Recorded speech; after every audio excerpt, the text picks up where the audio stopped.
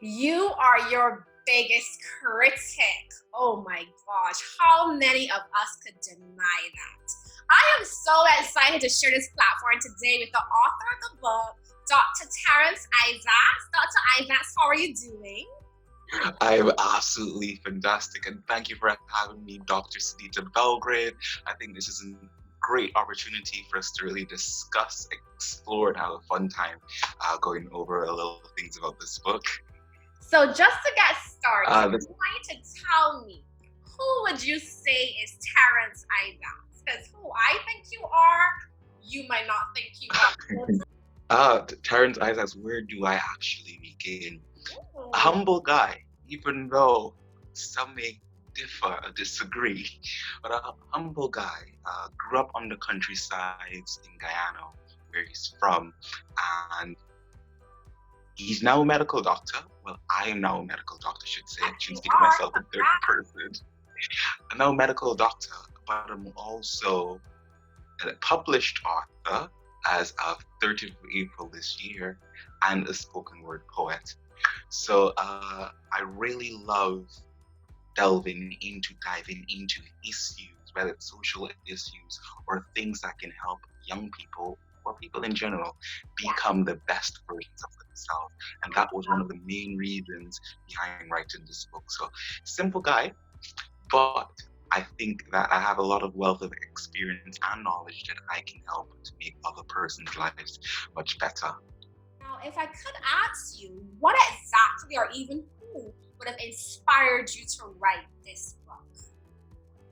Ah, as you said in the beginning of this interview, that indeed we are our biggest critic.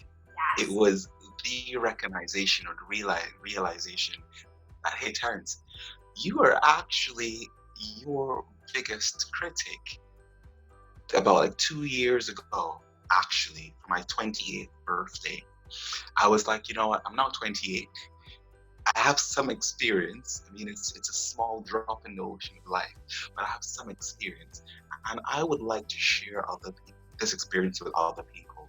So I started making these Facebook posts. So I was for 28 days. I was gonna post one life lesson that I've learned in my 28 years. So it's gonna be 28 life lessons in 28 days. But I've never completed those 28 posts because I'm a procrastinator as well. So I was talking with a friend of mine last year, and she was writing her first poetry book.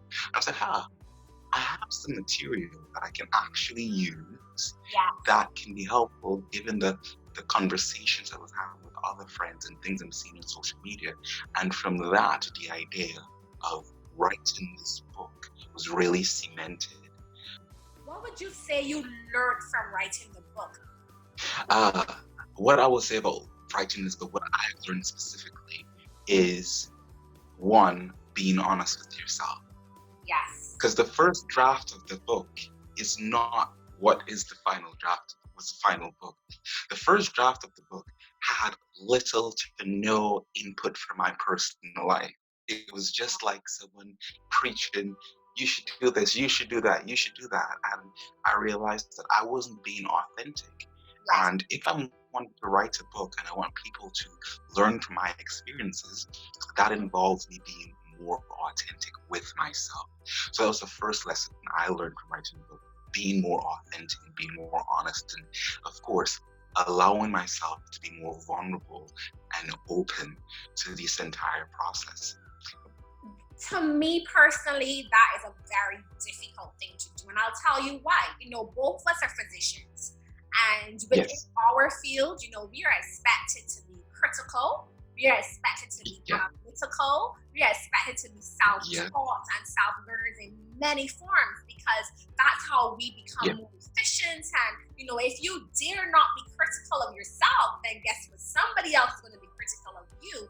And it's almost like Most definitely. you have to strike a balance, but I Yeah. find it's kind of hard to strike that good balance between being critical versus analytical. How do you think we could kind of strike that balance, not just for us as physicians, but professionals? Yeah, and I think this was another good that you asked that question because this was not the main aim of the book itself. It was aimed mainly for young professionals. So it's not just us who are physicians, but young professionals who find that the uh, pressure to be successful, the pressure to be perfect, can be so overwhelming sometimes that we beat ourselves down without recognizing that, hey, you're doing more of a disservice to yourself than a service to yourself. So how can we really strike that balance? It really comes with one knowing self. So you have to know first and foremost who you are Yes. and what you can take, what level of pressure you can withstand, what you Mhm. can cope with, and having positive coping mechanisms. So that way you're able to say, okay, fine, I know that I'm not good at this, but I know I need to be efficient or proficient in this area, so I must do such and such to ensure that I become proficient in that area, as opposed to I'm not good at this. And quite frankly, I need to be better at this. And you should be better at this, but you're not doing anything to make yourself better at that kind of school of thought really Yeah. doesn't help you. In fact, it destroys you and really weakens your self motivation and your self esteem, and you don't really want that. So for me, making that balance is knowing between saying, hey, this is constructive, this is destructive. And it's okay to have a little bit of constructive criticism and a little bit of, I don't want to say negative uh, criticism, but a little bit of not thinking you are also awesome, but Yeah. at least to keep yourself in check. So once you can strike that balance between keeping yourself in check but motivating yourself through positive criticism, I think you'll be able to, as I say, successful in life in this regard. You're absolutely right. It's about a balance and having that self-awareness, because if you don't know yourself, how are you then going to expect other persons to understand you? And then it kind of goes on to that thing we call relationships. I remember in your book you spoke about some really good take-home points. You said, one, relationships have expiration dates. You said, do not be afraid to start over.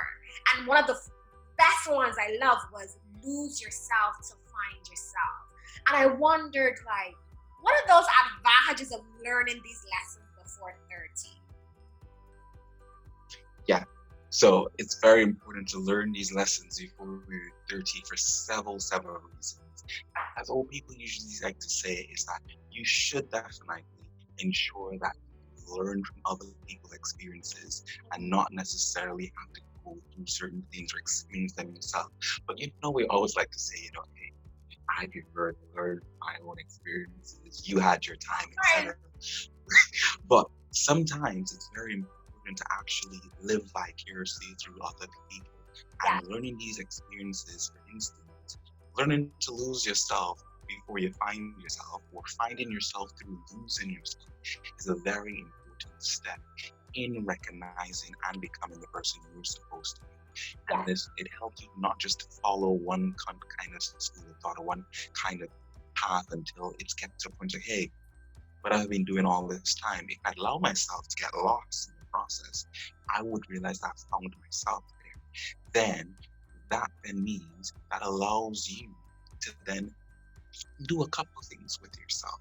And allows you to be a better version of yourself in a Definitely. way that it helps with your relationships, and it also helps you to start over. And starting over is very important, but not just starting over with relationships per se, starting over with yourself. That is Mhm. very important. And that, of course, leads to relationships. Why relationships are important. But at the end of the day, some relationships will, must, and they're going to end at some point in time. And you But have to. we have to acknowledge that relationships will end. It's not the end of the world, but relationships are not all going to go to until death do us part. Some will end prematurely, whether for good reasons, whether it's for things that you have done, things you haven't done, but you have to recognize that, hey, not all relationships are going to be there for the rest of your life. And True.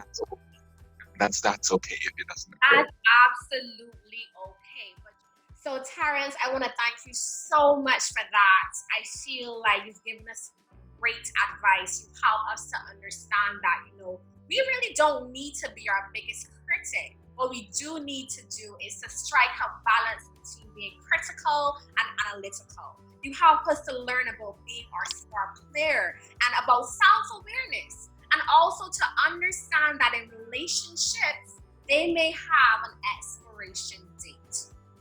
I don't know if there's any closing remarks you want to give just as we wrap up now. First and foremost, I want to say thank you very much for taking the time out to have this interview, have this, what I like to call it, a chat, having this chat with me. I think it was a great experience to have this kind of conversation, particularly with you. And I know that one of the things that you've been doing exceptionally well in is definitely with book reviews and, of course, helping others along their journey with your own blog about reaching themselves, becoming their best versions of themselves. So I'm glad that I can, add to your platform. So thank you for having me. This was extremely an amazing time. And I do look forward for us collaborating in the future on more things. So, of course, we're going to definitely do that. And, of course, to anybody, everyone, that's watching this, if you haven't gotten your copy yet, You Are Your Biggest Critic, please do. It's an Amazon Kindle version and paperback. We're working and getting it on Audible soon. So look forward to that for those persons who don't able to read but would like to listen. Definitely, this is something you should definitely look forward to. And thank you again, Dr. Sunita Belgrade, for having me. This was absolutely amazing. Thank you again, Terrence. This was honestly great. I do look forward to future collaborations, and I'm looking forward to your book too.